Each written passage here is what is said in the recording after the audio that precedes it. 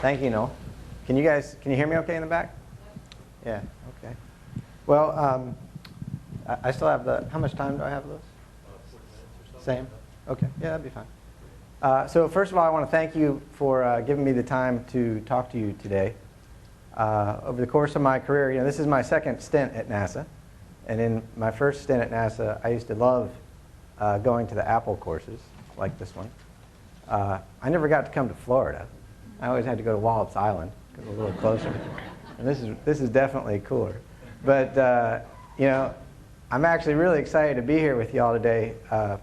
Pretty much any time I can get out of Washington is a good day. So thank you for having me. What I'd like to do is talk to you about the new technology programs and really the plan embodied in the President's FY11 budget request for NASA. As you know, there's a lot of debate over this plan. I would caution you to not believe the debate as it's been reported in the newspapers. Newspaper reporters are in the business of selling newspapers.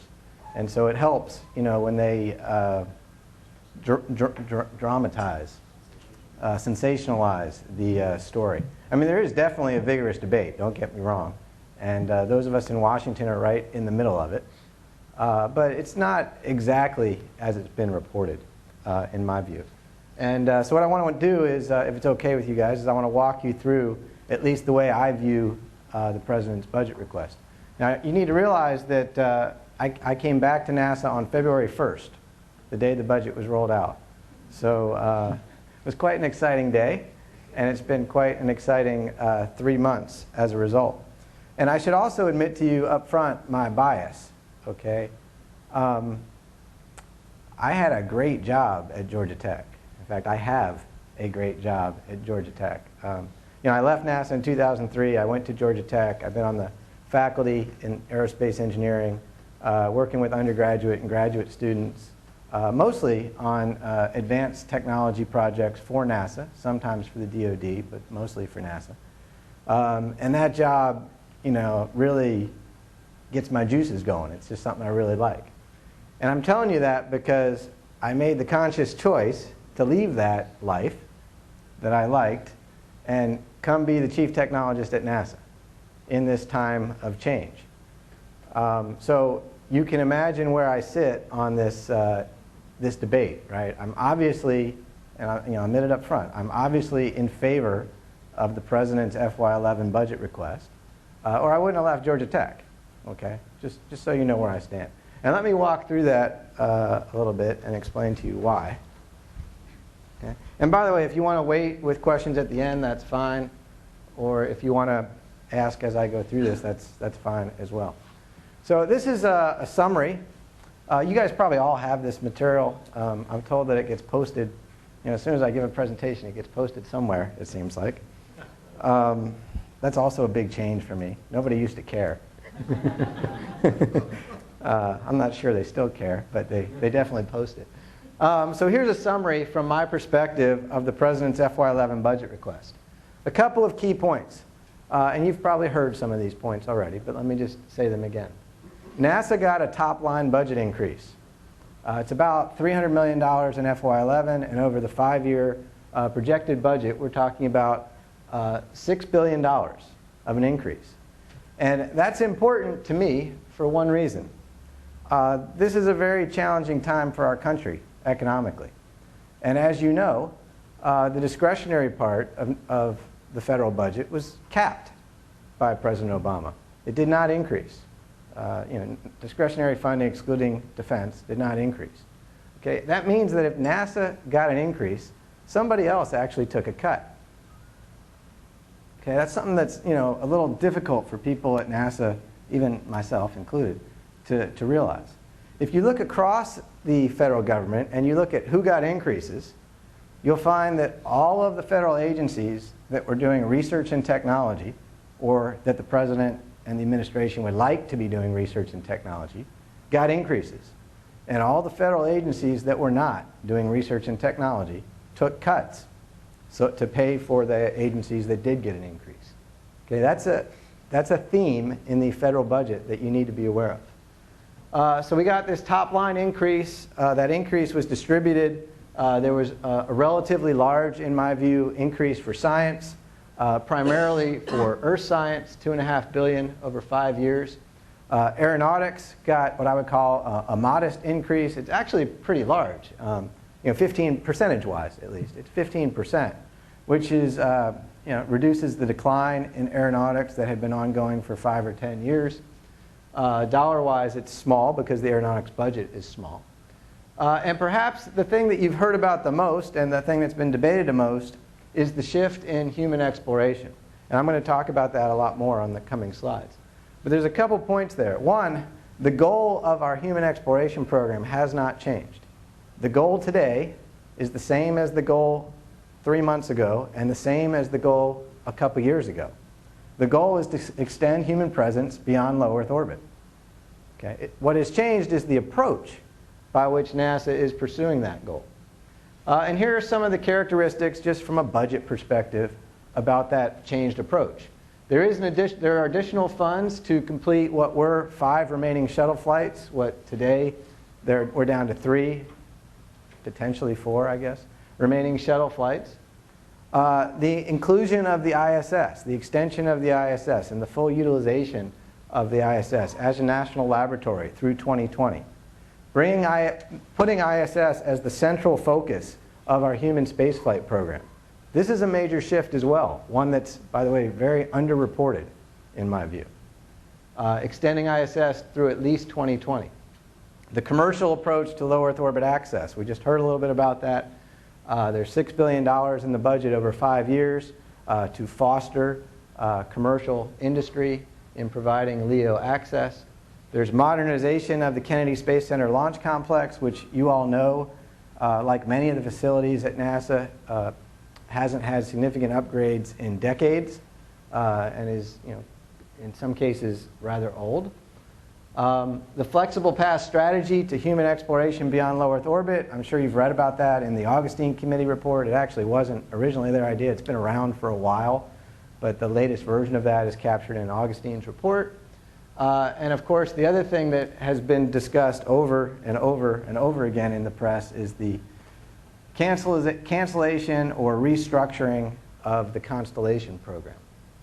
To include an update in mid-April, a modified Orion development continuing as a crew return vehicle and as a technology test bed for future missions. You've heard a lot about this theme, the shift in approach for the human exploration program. What you may not have heard as much about, and what I want to focus on today, is this significant focus on technology development.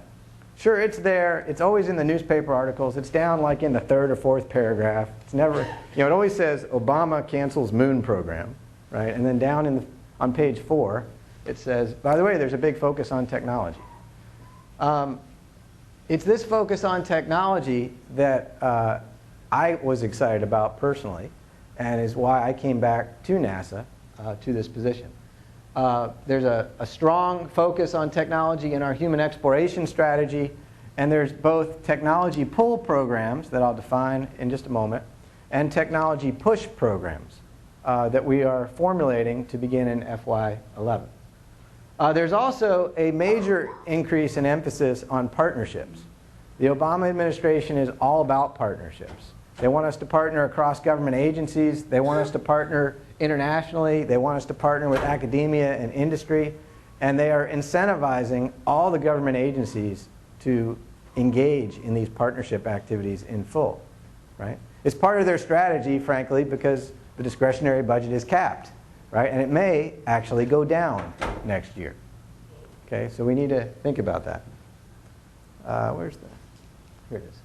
So let me jump into human exploration, because I imagine that's maybe the topic that most people are interested in. There is a renewed emphasis of technology in the President's FY11 budget.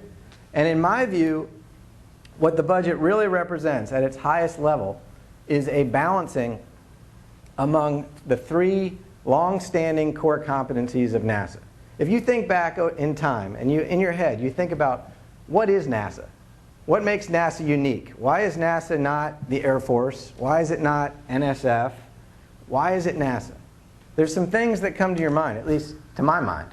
What comes to my mind are a strong research and technology competency, a strong flight hardware development competency, and a strong mission operations competency. In fact, it's the synergy of all three of those core competencies that make NASA the unique agency that it is. There is no other place in this country where those three things are together. And it's because that NASA embodies those three core competencies, and always has, actually. You can go all the way back to the Space Act and the formation of NASA, and it calls out these three critical core competencies. It's because NASA embodies all three of those competencies is why NASA is so inspiring to young people, right? If all we do is research and technology, right? So I'm the chief technologist, and I'll tell you this. If all we do is research and technology, and we don't do flight hardware development, we don't do mission operations, then what's the point? We're just NSF, right? We're just off playing in our sandbox, developing little toys, technology toys. I don't want that.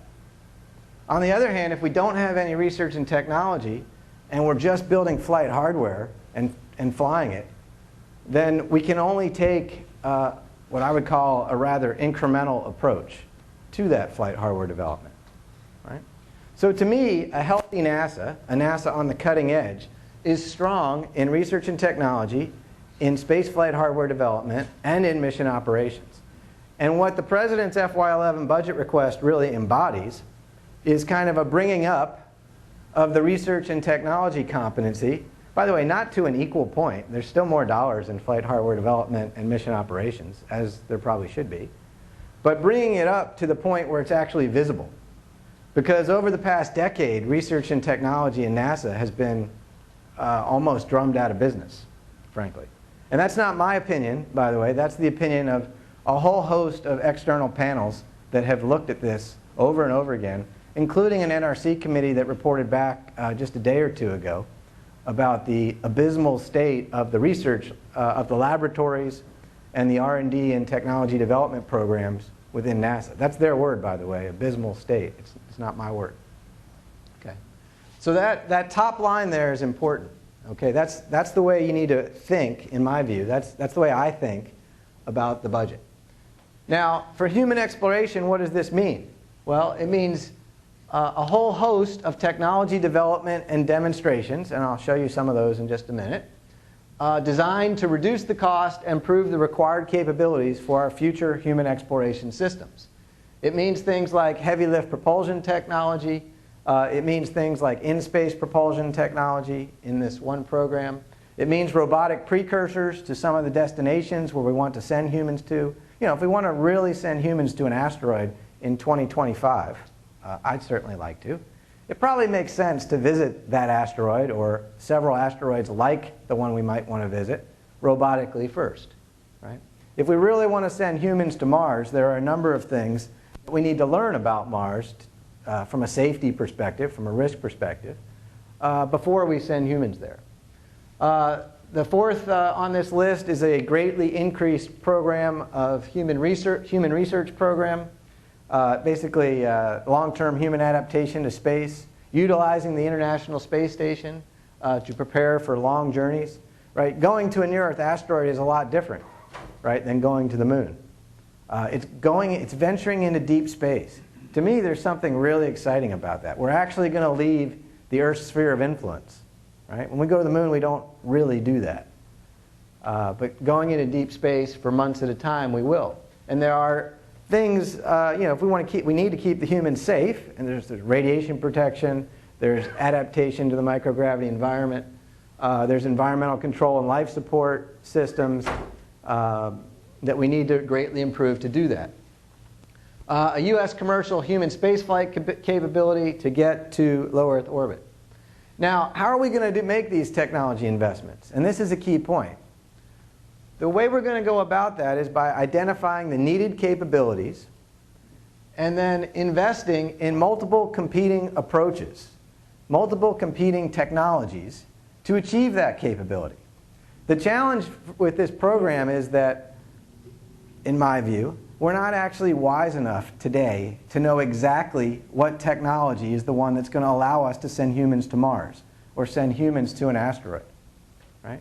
So we don't want to, I for one, don't want to bank my entire human exploration program on some technology that's not yet proven. So instead, we know there's a certain capability that we need, and we need to invest in multiple competing approaches to advance that capability, and then make a down selection a little bit later in time, and take that down selected technology and prove it in a flight relevant environment. And I'll give you some examples of that in just a minute. Now, the other thing that people ask me all the time is, well, we're going to spend 2 years figuring out what technologies or what capabilities we need to go after. Well, thankfully, we don't need to. In my office today, you can come to my office anytime and you can see, I have a stack of reports. And they go from the floor to almost my height. I'm just barely taller than the stack. I'm very proud of that. I'm taller than the stack. It's like the only thing that I'm taller than. These reports are all, by the way, they're done by blue ribbon panels, presidential panels. They're done by NASA folks. They're done by NRC. They're done by all kinds of groups. And here's a list of some of them. Going all the way back on the left to 1969, the post-Apollo space group, the Space Task Group that was chartered to figure out what are we going to do after the Apollo mission? What kind of technologies do we need to invest in to enable future human exploration? 1969. Jumping forward in time to 1986, Pioneering the Space Frontier, which, by the way, if you haven't read it, is perhaps the most well-done report on this subject of all time. It is by far and away my favorite report. The leader, the chairman of that report was Tom Paine. It's wonderfully presented. And then you can jump forward, we can jump over Sally Ride's report in '87, some internal NASA reports, including the 90-day study that I was, and actually Phil Sumrall were a part of back in '89. Augustine 1 in 1990, his first report, going all the way to the latest Augustine report on the right-hand side. Now, you might not be able to read this slide all the way in the back, but what I've listed here on the rows are some of the technologies that these reports have said we should invest in. Closed-loop life support, in-space propulsion, heavy-lift launch vehicle, entry, descent, and landing, lightweight structures and materials, advanced EVA systems, so on, communications technology. Okay? And you see the X's? There's a remarkable consistency from report to report. We know what capabilities we need. We know. It's been documented over and over again. It's right here. What we need is to synthesize this information and use it to develop plans forward. Right? These are the capabilities. What are the technological solutions that provide these capabilities? So we can take these capabilities and we can, if you wanted to do it purely in a competed environment, you could imagine like a call coming out for each one of these capabilities, and different teams could propose back different technological solutions. Or we could take one of these capabilities and we could say, JSC, you guys go lead a team to do this. Langley, you go lead a team to do that. Marshall, you go lead a team to do that. And we'll try 3 different approaches. Right? We could do this either way. And what we're planning to do actually is a combination of both. There'll be both directed assignments and competed opportunities.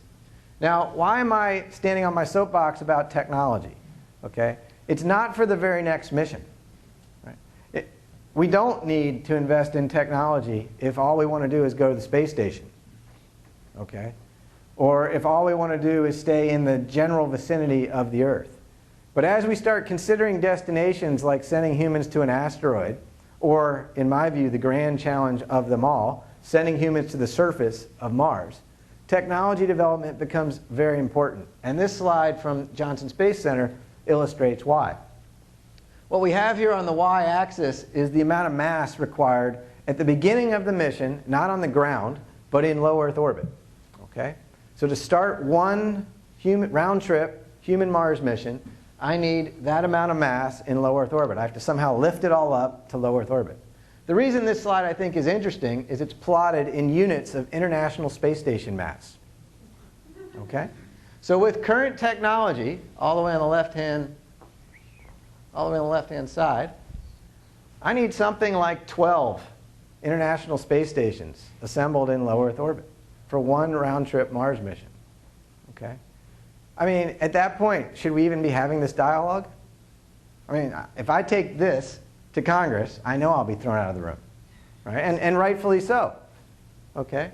But with an investment in technology, I can bring the number of International Space Station masses down to something that approaches, let's say, 2. Now, 2 is still a grand challenge, right? It took us almost a decade to get to 1 on this axis. But you have to also realize that about 80% of this mass is propellant, okay? And if we're fostering a commercial industry, and if we're talking about propellant depots and in-space resource utilization, well then the fact that 80% of that mass is propellant really helps me. And even if that doesn't come through, if I get the amount of mass required in low Earth orbit down to something like 2, we can at least have a discussion about the possibility of one day sending humans to the surface of Mars. As long as it's over 10, in my view, an order of magnitude off, it's out of our reach. It's beyond our grasp, okay? And this, to me, graphically, is the power of technology development, the possibility. Now, President Obama, when he spoke in Florida on April 15th, he laid out a set of destinations and a set of dates. He talked about early crewed missions of our new exploration system in the first part of the next decade. He talked about humans going to a near-Earth asteroid in 2025, orbiting Mars in 2035 and returning safely, which I certainly would hope for.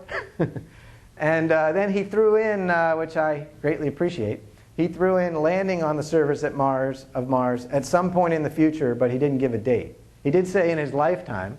That's important to me because he and I are about the same age, and I would very much like to see that. So at a high level, this is where we are, in my view, in the human spaceflight program. In this decade, what we're talking about is involving the commercial sector, both in launch and in other ways. We're talking about robotic precursors, and we're talking about utilizing the International Space Station as the core of our human spaceflight program, flying it out, if you will, through its full life of 2020 and potentially beyond. And we're talking about technology development to enable the systems development for the next human spaceflight system starting perhaps in the 2015 timeframe, so that we can get to a near-Earth asteroid by 2025.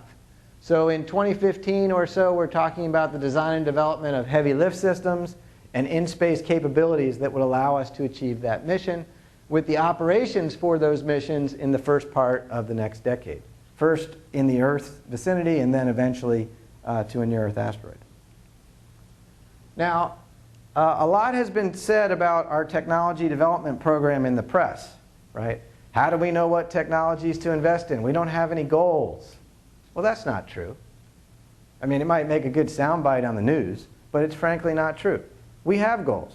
The President clearly enunciated those goals on April 15th. And what we also have at NASA is a great team of people working right now through an activity called HEFT, the Human Exploration Frameworks team, that's synthesizing all of the formulation work that's been done to date and putting in place an integrated plan. Those of you that know about the Exploration Systems Architecture Study, the HEFT is doing what I would call something equivalent to that, but for the flexible path approach. And that is kind of illustrated on this slide, right? If we have a set of goals, like we do, an asteroid mission in 2025, going to Mars, in orbit about Mars in 2035, to the surface after that. From those goals, we can develop mission architectures. From those mission architectures, we can develop flight system concepts. From those flight system concepts, we can develop the technologies required to enable those spacecraft, to enable those missions, to enable those goals. It's a nice requirements flow down kind of approach. And this is the approach that ESMD, the Exploration Systems Mission Directorate, is using through the HEFT team. This is not the only way we're doing technology development, but it is a big part of the plan, right? And it's organized in a very, what you would call a systems engineering way. This is what the team has come up with to date.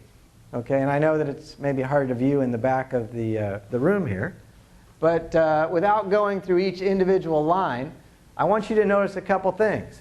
One, there are a lot of missions.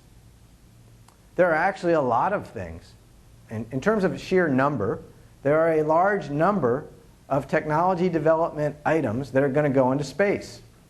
There are a large number of launches as a result, and there are a large number of mission operations opportunities as a result. There are also a large number of hardware development opportunities to get these technologies ready and to develop them and fly them, right? Whether we're talking about the Human Research Program or the Heavy Lift Program, which has both a launch and an in-space component, there are development opportunities. This is not a technology program that is all about playing in our academic labs. This is a technology program that spans concepts, ground and laboratory testing, flight testing, and testing in space. Okay? Now, one last point on some of these missions. There's also been a lot of talk about the need for these robotic precursor missions. Why do we need these robotic precursor missions? We didn't, really have that many robotic precursors before we sent the astronauts to the moon, which, by the way, isn't true. We did. But I hear that a lot in the press. Well, Ranger. Sure, Ranger would be another one. Yeah. Yeah. So, but here's my answer to that. This is a very recent result. This is not a robotic precursor mission, by the way. This is from the Mars Reconnaissance Orbiter, which is a science mission which has been circling Mars for quite some time. And what MRO has been there long enough that it has actually overflown the same region, over a time period.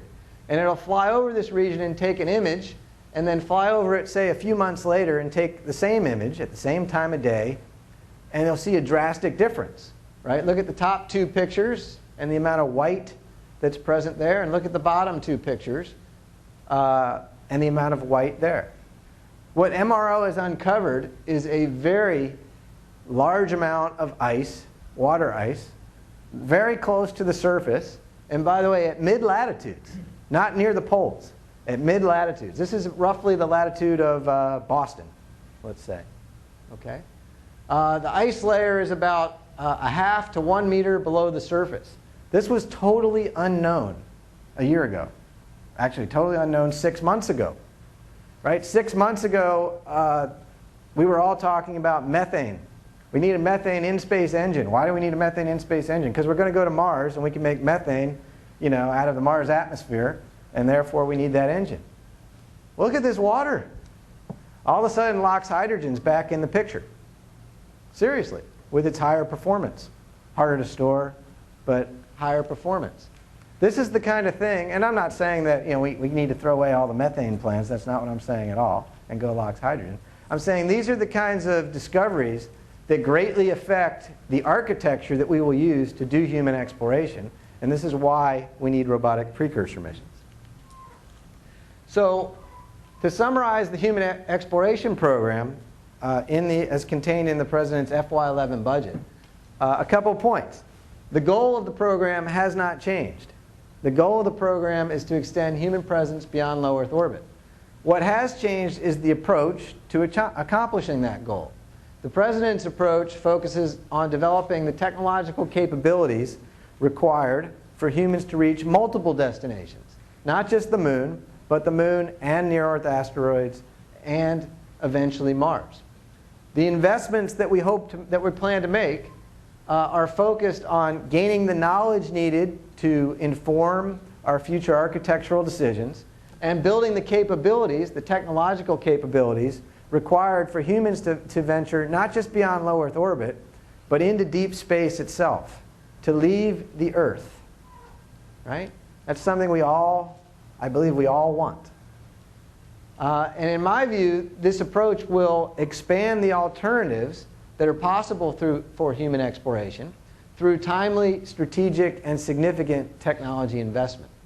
Now, I talked to you about what we're doing in the Human Exploration Program, but before I end, let me tell you what we're doing in the other parts of the technology development programs. By the way, I mentioned to you already, I know you can't read this, you just have to trust me on this one. I mentioned to you already that there were a whole bunch of external inputs that were made about the need to improve the research and technology competency at NASA. This is a list of them. There are, let's see, 1, 2, 3, 4 NRC reports from 2008 to 2010. There's an Authorization Act by Congress in 2008. And then there's the Augustine Committee report. They all say the same thing. They all say that NASA has underinvested in research and technology. By the way, not just in the Bush administration. This is not about the Bush administration versus the Clinton versus the what do we got? Obama administration. That's not what this is. We've underinvested in research and technology for over a decade, Democrat and Republican administrations alike. And that's what these reports cite.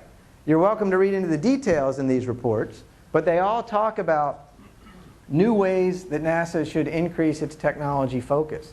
They talk about spending something like 10% of NASA's budget on non-mission focused technology.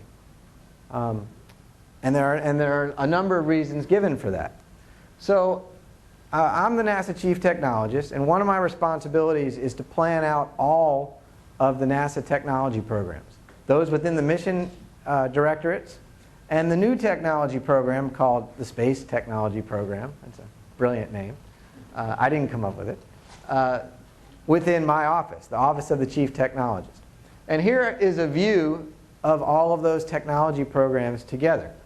What I have at the top is the Space Technology Program. And what I have on the bottom here is just Exploration Systems Mission Directorate as one example of a mission directorate. You should realize that there's technology investments being made in science, certainly in Aero, and in SOMD as well. But for ESMD, these are the programs that they're formulating. And across the bottom here, I have technology readiness level, right? So TRL of 1, your concept studies, your system studies are all the way over here on the left. And flight missions, operational missions, are over here on the right, our operational portfolio of missions. Within space technology, there will be low TRL programs. We're going to look broad and wide for the best ideas, wherever those ideas may be. We're going to look internal to NASA. We're going to look at academia. We're going to look internationally. We're going to look at industry. You may remember the NASA Institute for Advanced Concepts. Anybody remember that? Okay, it was around for a large number of years. Its budget was cut a few years ago, partially to make room for Constellation. It was, by the way, it wasn't in my view, it wasn't purposely cut. It was just out with the there was a sweeping done of all the technology programs at NASA at that time, and the NIAC was eliminated along with a number of other things. We're going to reinstate the NIAC. We're going to reinstate the NASA Institute for Advanced Concepts. That's one example of the kind of concept development program that we're going to have. It's not the only one, but it's just one example. Over here in the middle of the page, we have what I call your mid-TRL kind of things, your TRL 3, 4, 5 kind of programs. This is where all your ground-based testing, your laboratory programs are going to be. I've done a lot of concept studies in my life, and I'll tell you, on paper, they all look beautiful. And every time I get involved in a concept study, there's only like this one little piece of physics, that's holding it back. If only I could prove this little piece of physics work, then the whole system would look great, just like I've shown in this system study. Well, we're going to go after those little pieces of physics in these programs, both within the mission directorates and within my office, the Office of the Chief Technologist. And then we're going to take some of those things, some of those pieces of physics that we prove in the lab, prove that they are feasible, and we're going to take them to flight, and we're going to prove those technologies in a space environment. Now, we've done this before, right? Does anybody remember the new Millennium Program? Actually, it still exists, I believe. It's in its last days, but it still exists. It was funded out of the Science Mission Directorate. And that is the closest thing that I can think of to one of these kinds of programs where we're going to flight, right? So if you want to think about past programs, this is a NIAC-like program. This is like fundamental aero for space. This is a space equivalent of the fundamental aeronautics program. And then out here is the new Millennium Program. Now you might ask me, well, why do I have two parallel lines? Okay, why do I have stuff shown both in the mission directorates and in this new program that I've called the Space Technology Program in the Office of the Chief Technologist. And there's a really good reason for that. The mission directorates are doing what I already discussed. They have their goals, they have their architectures, their spacecraft, and their technologies. They're doing what you might call a requirements flow-down approach. Okay? But if we're talking about sending humans to Mars, do we really want to bank our whole human exploration architecture on the specific technology that the mission directorates think is going to pan out today? Or do we want to consider some alternate approaches in parallel? And that's what we can do up here in the Space Technology Program. I call that disruptive technology development, or I call it technology push, because these are technology investments being made not because the next mission is planning to use them, but because if they come through, and some of them will, and by the way, some of them won't, but if they come to fruition, they'll enable major advances in the way we approach our system. Does anybody have one of these? Anybody? I got one. Right? Who doesn't? 10 years ago, did you? Very good, Noel. You're the smartest man in the room. 10 years ago, did you have one? 15 years ago? I don't think so. Right? We can't put our cell phones down now. I mean, this is not a space example, okay? But the cell phones changed the way we do business. They changed the way we think.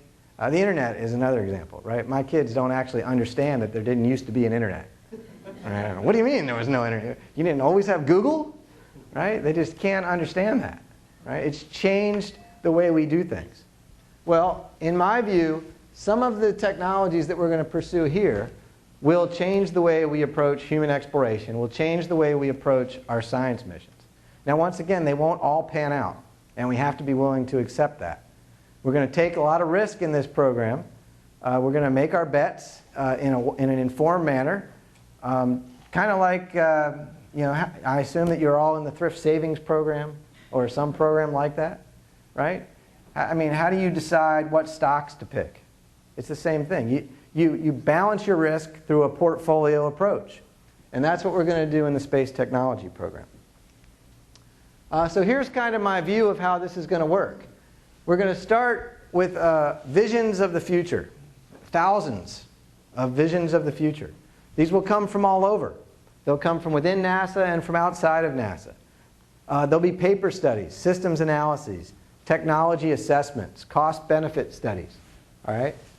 They'll all have this little piece of physics that needs to get proven before we can really accept them as science fact as opposed to science fiction. Right?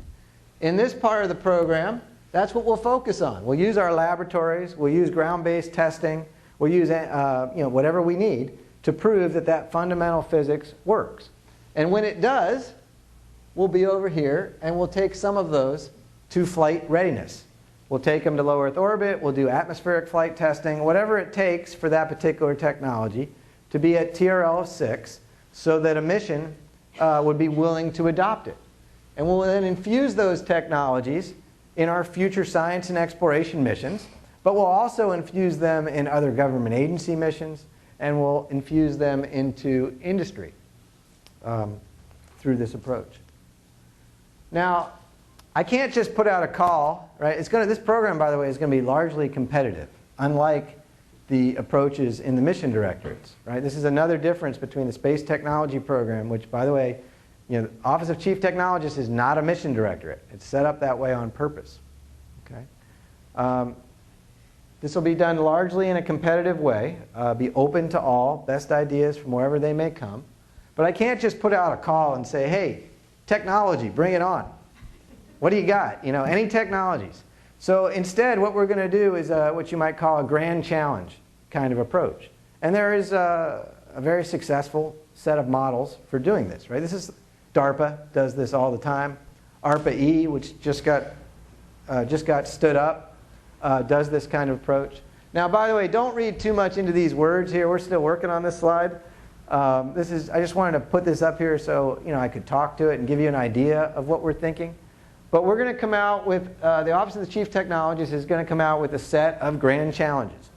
We're not going to talk about technological solutions. We're going to talk at the capability level. We want this capability by this date. And then we're going to put that out, and NASA centers or academia or industry will respond with a variety, I believe, of technological solutions to provide that capability. And we will fund several of those for each grand challenge going forward to a point that we can make an informed decision about which is the best technology to take all the way to flight. I think I'll skip that one. Here's just an artist picture of some of the kinds of things that might come out of this program. These are the kinds of technologies, by the way, that whether you've been doing science missions or whether you've been focused on human exploration, you know you have wanted. If you're an engineer, you know you have wanted these systems for a long time, right? And we never seem to be able to get over the hump of funding these to the point that they're at a technology readiness level that the mission directorates will pick them up, or that some other government agency will pick them up. Through the Space Technology Program, we have a means for doing so. In fact, we have a means to take things all the way from concept to flight, which is something we've never had at NASA before on the technology side of the house. Okay, so just to kind of sum things up, in my view, and it is, by the way, this is, everyone has a different opinion on this subject, and I'll be the first to admit that. But what the Obama administration is really saying in its FY11 budget request for NASA is bigger than what the newspapers are reporting. Okay? What the Obama administration is really saying is that we're committed to research, technology, and innovation for the nation as a means of stimulating the economy. That's really what they care about, right? They care about the economy, and they care about preparing America to compete on the global stage technologically. And they're allowing NASA, by the way, it's a great privilege. You really need to think about this. It's a great privilege. They're allowing NASA to be part of this national strategy. NASA's not always part of the nation's strategy. Sometimes it's kind of, off on the side, doing its own thing. This administration, the Obama administration, is by giving NASA a budget increase and turning it towards more of a research and technology focused, is saying that NASA, you're a part of this national initiative. So the NASA budget request is really aligned with this national strategy, right? And once again, the renewed emphasis on technology, by the way, which has been suggested over and over again by a number of external groups, is really, in my view, a rebalancing of NASA's three fundamental core competencies that have really always been in existence. Now, what this will do for NASA, in my view, is it will provide a much more likely set and a much more exciting set of potential futures for our science and exploration missions. Okay? It'll definitely improve, in my view, the space program.